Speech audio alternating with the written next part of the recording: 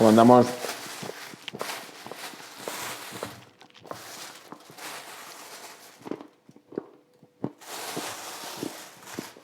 Patatas.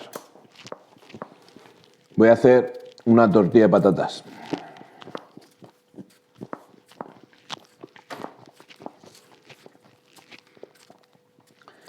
Tengo varios niños en clase que me han llevado una reflexión buenísima y la voy a compartir con vosotros porque es que creo que es algo digno de reflexión. Digo varios niños y yo creo que son la inmensa mayoría. De hecho, se salva una pequeña minoría. Los niños que tengo este año, y echando la memoria para atrás, los niños que yo he conocido, sobre todo cuando son pequeños me refiero de... Se me acaba el chocolate, Dios mío. Chocolate negro, ¿eh? Niños de 6, 7 años. Y lo he contrastado con profes de infantil y pasa también. Y lo he comentado el otro día en la sala de profes y me han dado la razón. Yo no me había percatado de ello todavía, ¿no? Y mira que tengo 2 hijas. Los niños de hoy en día tienen un nivel de ansiedad bastante alto.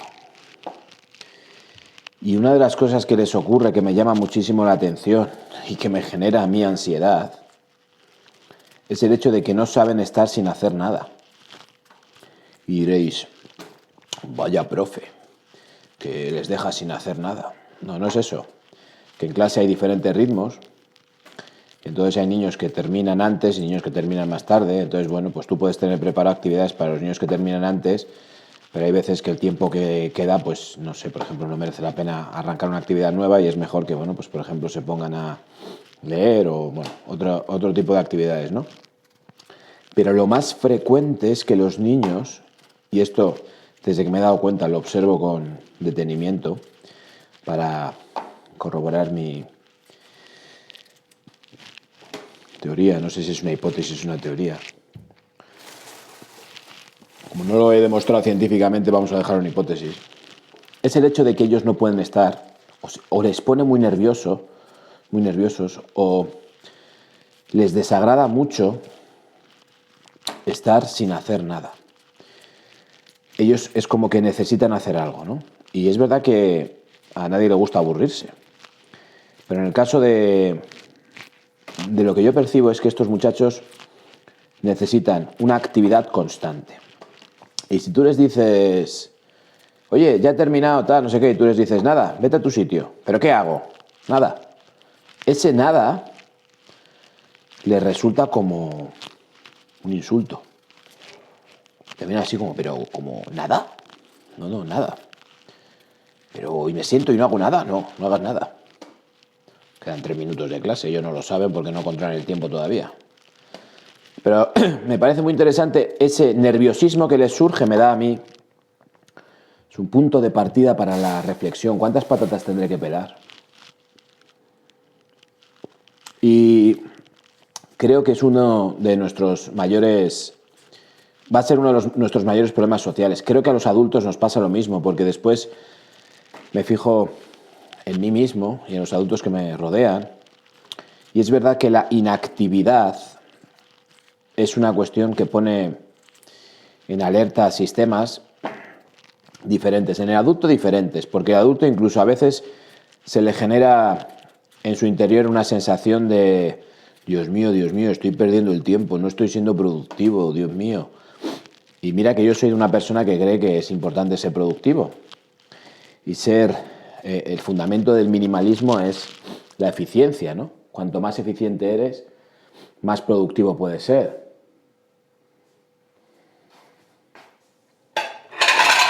Pero aquí hay una clave y es el hecho de que voy a trocear estas patatas y en función del número que me salgan decidiré si pelo más o no. Cosas que se van aprendiendo con el tiempo. Aquí hay una clave importante y es el hecho de que muchas veces nos parece que no hacer nada es pecado. Eso es una de las cosas que nos ocurre a los adultos y más en la sociedad multitask, en el que una persona parece que tiene que estar haciendo 3 cosas a la vez porque está en una especie de vorágine, una carrera infinita hacia no sé muy bien dónde, ¿no? Es muy importante el tamaño. Al cortar las patatas no pueden ser ni muy pequeñas ni muy grandes. Entonces, en el tema de las tortillas de patatas, el tamaño, claro que importa. Bien, esto por un lado. Y por otro lado, una de las cosas que nos ocurre a los adultos y que yo estoy viendo en los niños y me preocupa mucho, es el hecho de que estamos hiperestimulados. Y el hecho de estar hiperestimulados implica que nuestra mente está en constante actividad y cuando se sale de esa actividad se genera un estado extraño para ella. Te voy a poner un ejemplo. Cuando yo iba a pelar estas patatas, si no estuviese hablando contigo ahora mismo, probablemente te hubiera puesto o un vídeo sobre un tema que me interesa de fondo o música. Probablemente. Sería muy difícil, o bastante improbable más que difícil, el término adecuado para esto es improbable, que yo estuviese simplemente pelando y troceando patatas. No sé, piensa tú en esta misma situación y piensa si tendrías puesto Spotify de fondo o un maravilloso vídeo mío de fondo o cualquier otra cosa de fondo. ¿O serías capaz de estar pelando una tortilla de patatas sin más? Si realmente, habitualmente en tu caso, tú harías una cosa tan sencilla como pelar unas patatas para hacer una tortilla, sin ningún otro estímulo paralelo a este acto, estás en un nivel titánico. Te tengo que dar mi más sincera enhorabuena. Pero yo creo que debemos de hacer ayunos de estímulos. Tengo un vídeo sobre este tema, creo, por ahí.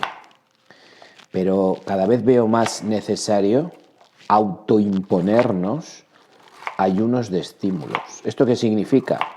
Pues que en una ocasión como esta, de estar pelando unas patatas, estar simplemente, como dice el proverbio zen, pelando unas patatas. Sin hacer otra cosa que pelar patatas. Esto creo que es muy, muy interesante. ¿Por qué? Mirad, una cosa que he aprendido mientras de alguna manera me interesaba todo el tema de la salud y la nutrición y demás, y a raíz principalmente en su momento cuando empecé a entender vagamente, porque claro es un concepto bastante complejo, que es la resistencia a la insulina, descubrí que en el cuerpo humano está diseñado de tal manera, esto cuando hice el trabajo de fin de grado, también, después lo uní con esto, ¿no? Cuando hice yo mi estudio sobre el fin de grado, mi estudio de fin de grado en pedagogía terapéutica fue sobre la atención y el déficit de atención. Y en el tema de la atención descubrí, haciendo este trabajo, que la atención realmente es un proceso de inhibición. Es decir, cuando tú quieres atender a algo, lo que tu cerebro está... El esfuerzo que tiene que hacer tu cerebro es inhibir estímulos ajenos al objeto de tu atención. Voy a poner un ejemplo muy sencillo. Imagínate que metes la mano en un bolso en busca de las llaves. Y sin ver, tu cerebro automáticamente lo que está haciendo es rechazar cualquier forma ajena a la forma de tus llaves. De tal manera que si en ese bolso están las llaves de tu pareja o de tu padre, es bastante probable que no des con ellas porque tú estás buscando tu cerebro está inhibiendo cualquier forma distinta a la de tu llavero. Cuando una persona en clase, por ejemplo, un niño tiene que atender a la explicación del profesor, su atención realmente consiste en inhibir cualquier estímulo ajeno a la atención.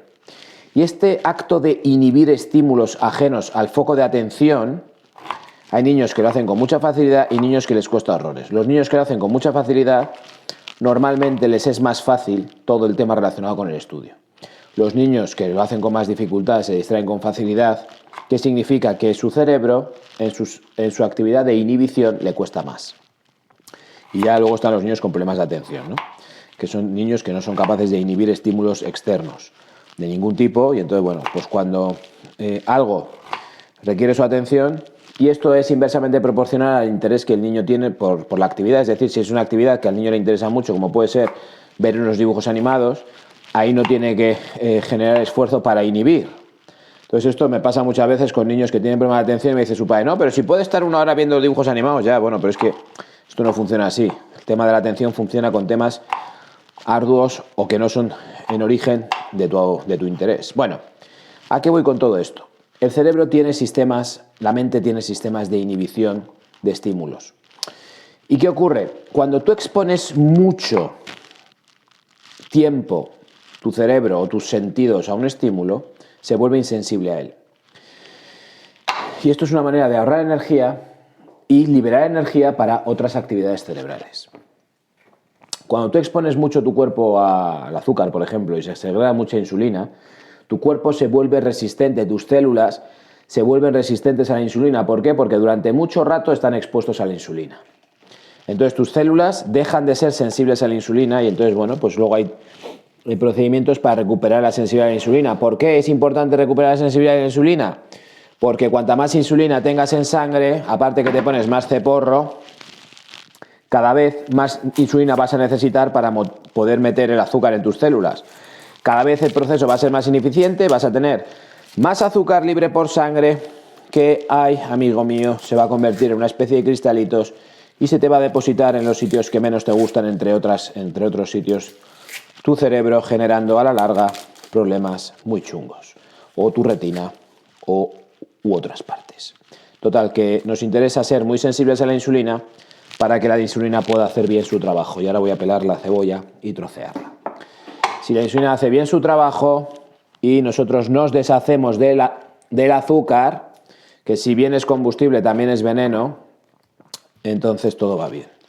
Si yo expongo mucho mi cuerpo a segregar insulina, mis células llega un momento en que se cansan de la insulina. Entonces, a la hora de exponernos a cualquier tipo de estímulo, como puede ser la música, como puede ser tu pareja, como puede ser Netflix, como puede ser yo qué sé qué, si tú eres capaz de graduar esa exposición a ese estímulo, cada vez que te expongas a él, tendrá una cualidad mucho más rica, potente y sabrosa que si tú te expones a ella constantemente. Comer jamón ibérico del bueno está muy bueno, pero comerlo todos los días cansa. Eso decía un amigo mío hablando de su novia. Bien, como no ve mis vídeos, pues no se sentirá aludido, pero no se me olvidará nunca. Esa era su expresión.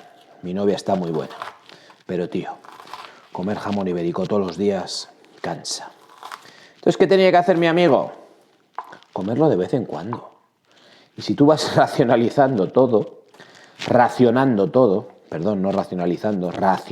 los estímulos, esos estímulos seguirán generando en ti respuestas acordes a lo que tú esperas.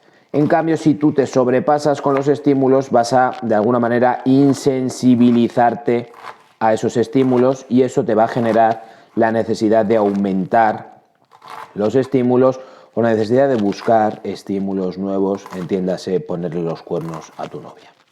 Bien, entre otras cosas. Bien, ¿a dónde quiero llegar con todo esto? Pues yo creo que nuestros sentidos están embotados por la constante exposición a imágenes y sonidos. Y este embotamiento solo puede acabar mal. ¿Por qué? Porque cada vez vamos a necesitar más y más estímulos. Más y más potentes, más y más frecuentes. Y va a llegar un momento en el que vamos a llegar a un colapso.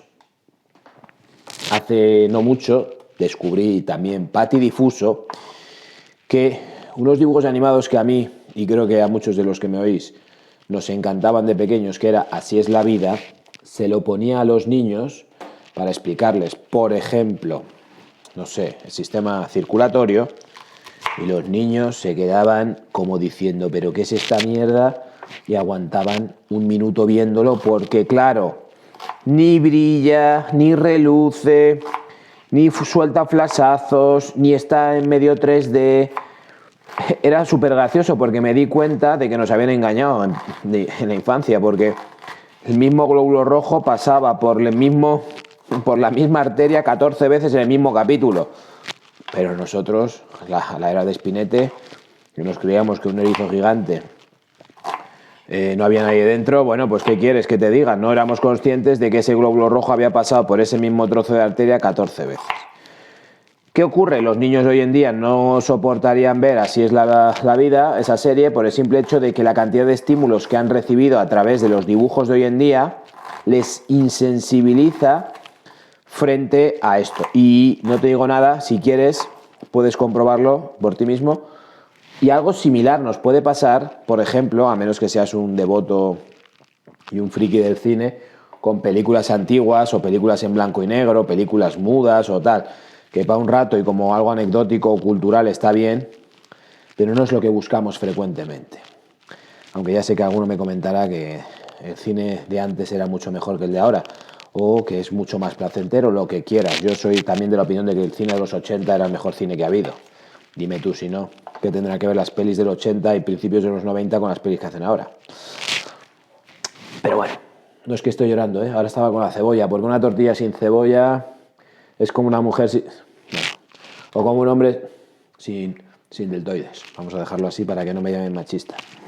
Un hombre sin hombros no es hombre. Por tanto, yo creo que efectivamente el hecho de que de vez en cuando nosotros hagamos por silenciar nuestro entorno es más que conveniente. ¿Por qué? Porque cuando volvamos al mundanal ruido, disfrutaremos mucho más. Esto es como cuando no has visto a tu novia durante 2 semanas o has estado en la cárcel, que todos hemos estado alguna vez, temporadas largas en la cárcel, y te liberan y sabes lo que ocurre, ¿no? No hace falta que te lo explique. Pero no es lo mismo que todos los días, ¿no? Entonces es bueno aprender a que cuando no te apetece mucho es mejor no hacerlo, y que a veces cuando te apetece mucho también es mejor no hacerlo. Estoy hablando de cosas en general, ¿eh? No vayáis a lo guarro siempre. ¿Por qué? Porque tienes que educarte en ese racionamiento de estímulos, porque será muy positivo para disfrutar más plenamente de los estímulos que da la vida. Y aquí hay gente que primero pocha un poco la cebolla y después echa la patata, cosa que yo hacía, pero mi chica no, mi chica lo hace junto y es que le quedan las tortillas muy ricas. Entonces yo lo voy a hacer junto. Un poquito de patatas, la cebolla, que es buenísima, buenísima, el resto de las patatas y ahora el resto de la cebolla. La cebolla cruda es buenísima para muchas cosas, entre ellas limpia la sangre y también es un prebiótico cojonudo. Perdón, buenísimo. Pues nada, titanes, espero que este vídeo reflexión os haya enseñado a hacer buenas tortillas, mantener el fuego vivo.